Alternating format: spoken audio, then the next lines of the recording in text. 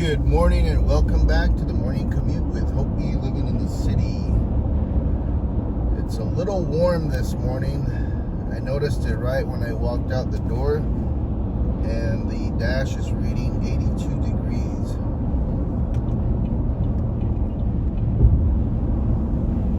It's been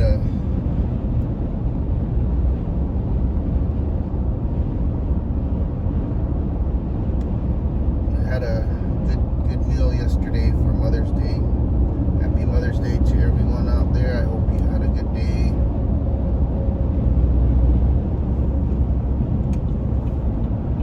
And congratulations to all the graduates. Got some graduations coming up here soon.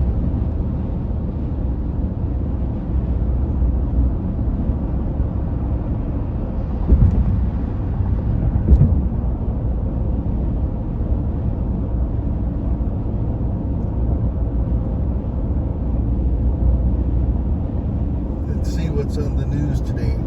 Fertility control program to humanely reduce the herds. Heidi Hommel, KTAR News.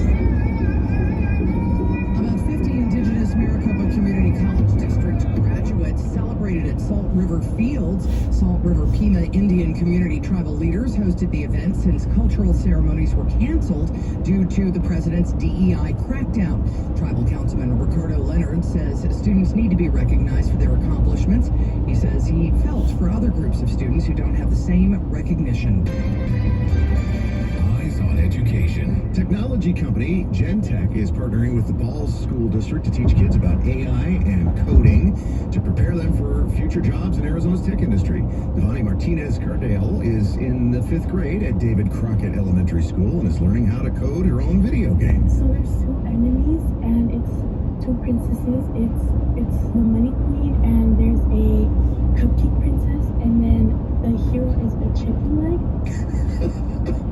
I love that. I'm down with the program. I like the two princesses fighting. And the chicken leg. Yeah. She says the tech skills she's learning now could help her in her future career. KTAR News. Focus on homelessness. The Phoenix Rescue Mission has started its Summer Code Red campaign, focusing on providing water and shelter to people who are homeless. All right, thank you very much. You want a couple more waters? Among the many getting help from the nonprofit are Ashley and Victor, a couple living on the streets after losing their Section 8 housing. We watched as a Hope coach talked with Ashley. A conversation started by offering bottles of water. She's looking up my information to see where my status is for my housing, pretty much, and we're going from there. The biggest assistance they needed was help making a phone call and will likely be able to get back into housing, says a Phoenix Rescue Mission staff member. They opted to stay on the streets while their housing situation resolves due to fears of being separated in a shelter. Bowen Overstoles, KTAR News. To learn how to contribute to the Code Red Heat Relief campaign, you can make donations or volunteer. Just go to phoenixrescuemission.org. It is National Police Week, and representatives from the Phoenix Police Department will be heading to Washington, D.C. for a special ceremony. As part of National Police Week, the Phoenix Police representatives will be there to support the family of Officer Zane Coolidge, who was killed in the line of duty in September 2024. Sergeant Rob Shearer tells the 50 Info Show that Officer Coolidge's name will be added to the National Law Enforcement Officers Memorial Wall.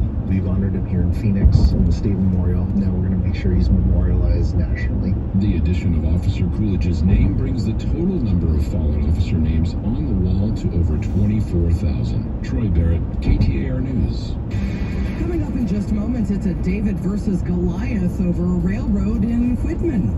All right, big, huge complex we're talking about, like 4,000 acres and all that. All right, let's get you an update right now on the roads. Here is John Roller in the Valley Chevy Dealers Traffic Center. All right, thank you very much, Jim. Off to a very good start on this Monday morning. Couple little spots to slow your roll this morning. That one being the down motorcycle southbound I-17 right near Glendale Avenue. That has been moved off to the right and is in the clearing stages. So any signs of that crash should be out of there momentarily. And one other crash right now, 59th Avenue and Greenway. Traffic is brought to you by Asset Preservation Wealth and Tax. Join Stuart Willis for the Asset Preservation Hour each week as he empowers and educates those in or near retirement. Sundays at 2 o'clock in the afternoon right here at KTAR. John Waller, KTAR News. All right, we're looking at partly cloudy skies today with a high of 101. Then we're going to cool off for the rest of the week, going down to 92 degrees tomorrow, 88 on Wednesday, back up to 92 on Thursday. Weather brought to you by Howard Air and Plumbing. Whether replace or repair, call Howard Air and Plumbing. Hey guys, Dave Ramsey here. If you're ready to transform your kitchen into a space you'll love while adding Tactics last seen in the Watergate era. President Trump has vowed to strip Harvard University of its tax-exempt status, writing on social media, "It's what they deserve." That would be a serious blow for Harvard, which depends on tax-free gifts and a tax-free endowment for nearly half its annual revenue. It's also not exactly a new idea. One of the things that Nixon did consider was threatening the tax exemptions of universities. Joseph Thorndike directs the Tax History Project at Tax Analysts. He was unhappy about student protests about the war in Vietnam. He wanted universities to silence those protests, to crack down on them. And that sounds very familiar if you read the paper these days. In fact, much of what Trump's attempting to do at the IRS seems drawn directly from Richard Nixon's playbook. Oval Office tape recordings from 1971 reveal how Nixon tried to install a hand-picked enforcer at the IRS to do his bidding.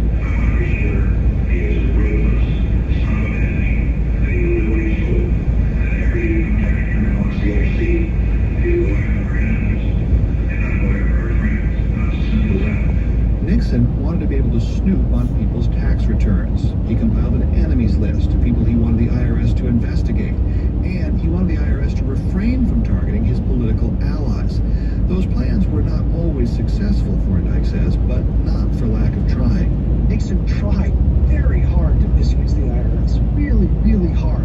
Congress certainly saw that as a danger afterwards. You know, if the president is developing enemies lists and sending the IRS and essentially saying, I want you to audit all these people I don't like, well, that's worrisome. And so Congress was very interested in preventing that kind of misuse of the IRS. After Nixon left office, Congress passed laws to protect the IRS and taxpayers from White House meddling.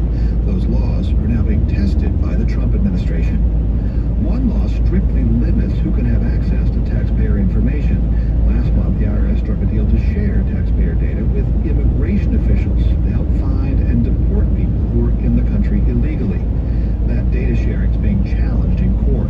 The Treasury Department defends it as, quote, breaking down data silos. But Mike Kircher of NYU's Tax Law Center says those silos were put there for a reason after the abuses of the Watergate era. If the IRS is now forced to share data with people who it's not supposed to, that increases the risks of political targeting, and that's both a violation of the law, but also is a potential violation of some of these norms about the rule of law. Congress also tried to prevent a rerun of Nixon's enemies list by prohibiting the president and people around him from requesting an IRS investigation. That hasn't stopped Trump from calling on the IRS to strip Harvard and other Ivy League schools of their tax exemption, alleging they failed to combat anti-Semitism on campus amid protests over the war in Gaza. Tax-exempt status, I mean, it's a privilege. It's really a privilege, and it's been abused by a lot more than Harvard. Leading Democratic senators have called for an investigation into Trump's actions. More than a decade ago, the IRS got in hot water for the way it scrutinized tax-exempt applications from conservative Tea Party groups. Congressional Republicans responded by cutting the IRS budget, which led to a decade of reduced tax enforcement. Now, Trump is cutting thousands of jobs at the IRS, including nearly a third of tax auditors, as part of a widespread effort to shrink the federal workforce. Thorndike says that'll make it harder for the IRS to go after wealthy tax cheats. Just starving the agency of staff, that really rolls back immediately on taxpayers. The nation's tax system works best when people feel confident that others are paying their fair share. That suffers when the tax collector is understaffed or under political pressure. Scott Horsley, NPR News, Washington.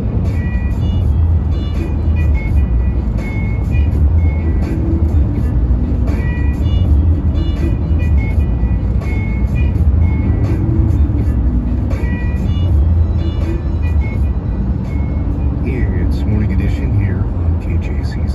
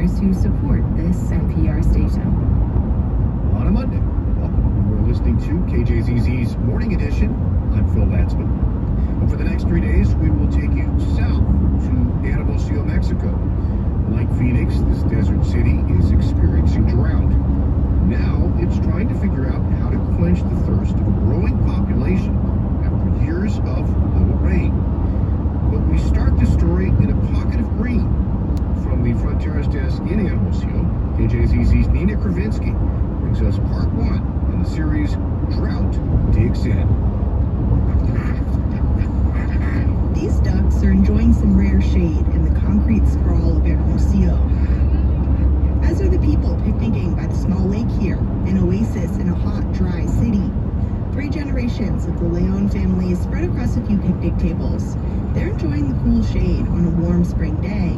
Hermosillo saw a record high April temperature last month, 43.5 degrees Celsius, more than 110 degrees Fahrenheit. Juanita Leon tells me the family hasn't been back here for years. This sprawling park was left abandoned for more than a decade. She says the moment she heard it had reopened, she knew they had to take advantage. The family has good memories of the pools and water slides that used to be here. The beginning stages of the reopening include batting cages and go-karts, but also a reforestation project. The governor plans to plant more than 4,000 native trees here.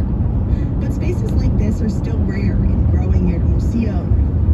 That's clear in the parking lot off a major intersection where I met Irene Marinsik and Laura Mercado. The 2 Universidad de Sonora researchers study urban heat islands, the phenomenon of urban areas feeling hotter than surrounding rural areas. Marinsik says the fact that so much of Hermosillo is made up of artificial surfaces, concrete and asphalt for example, rather than natural surfaces, makes the city hotter. That's especially true during the day, when temperatures can soar past 100 degrees for days on end. As the population of Hermosillo swells to close to 1 million, their research says outward growth exacerbates the problem. According to data from the Mexican government, Hermosillo's population grew almost 20% between 2010 and 2020. For context, Phoenix grew around half as much in that time period. Densification could help alleviate urban heat, their research shows. We talk under the shade of one of the city's new high-rises. Este edificio, por ejemplo, que tenemos aquí enfrente, no estaba cuando se hicieron los de... The building that we have in front of us wasn't here when we took most of our measurements, Mercado says. Even if it wasn't built with the goal of mitigating urban heat, its shade still provides some relief. But much of Hermosillo's growth is happening on the outskirts, pushing hot surfaces like concrete and asphalt further into the desert. Universidad de Sonora atmospheric scientist Carlos Mijares also has serious concerns about Hermosillo's growth. Hermosillo cannot grow more population. This is a very hard political decision, but at night I understand why the politician doesn't want to take that decision, but I think the problem is getting critical. For at least a decade, the region hasn't been getting enough rainfall to keep replenishing its groundwater usage, Mijares says. For the last 2 rainy seasons, Hermosillo has had less than half of the rainfall it usually gets. The city gets its water from that rainfall in addition to groundwater. Mijares says the last time Hermosillo had a drought this bad was in the middle of the last century, when the city's population was a fraction of what it is now. The take-home message here is that we have to try to do a very good water management for the next year in order to try to keep as much water when we have a good monsoon season and expend very carefully water during the dry periods. This question of how to manage Hermosillo's water and how to get more of it is going to get even more important as time goes on. Researchers like Mijares are still studying to what extent climate change is responsible for this particular drought. But overall, his models show what other researchers are finding. Over the next 100 years, the weather will get less predictable, including longer droughts and more extreme rain. As this summer's rainy season approaches, city officials are pulling out new tools to try to conserve the water they have, as rural communities worry that plans to draw more water to Hermosillo will leave them high and dry. Nina Kravinsky, KJZZ News, Hermosillo. Tomorrow, part 2 of the series Drought Digs In. We will explore how ready or not ready Hermosillo is. The possibility of another dry, rainy season. And you can find these stories on our website at kjzz.org, along with all of our coverage from our bureau in Mexico. And you are listening to Morning Edition on 91. All right, folks, I'm about to hop off the freeway here. I didn't bring any breakfast or lunch or coffee, but maybe tomorrow I'll get back into the swing of things. So you guys have a great day. Don't forget to hug your loved ones. Tell them how much you appreciate them. Stop by and visit your family, friends. You get a chance and help them out if they need help with anything. I saw a lot of people cleaning up their yards, and it felt really good in my heart, because usually you don't really see that. They just let things grow junkier and junkier. But I saw several vehicles hauling full truckloads of trash and debris, and some even had like trailers. So that was really nice. It's a good time to clean up and keep your property clean, especially your debris around your house, because we don't have fire departments in each village, and so you gotta maintain a barrier around your house just to be safe.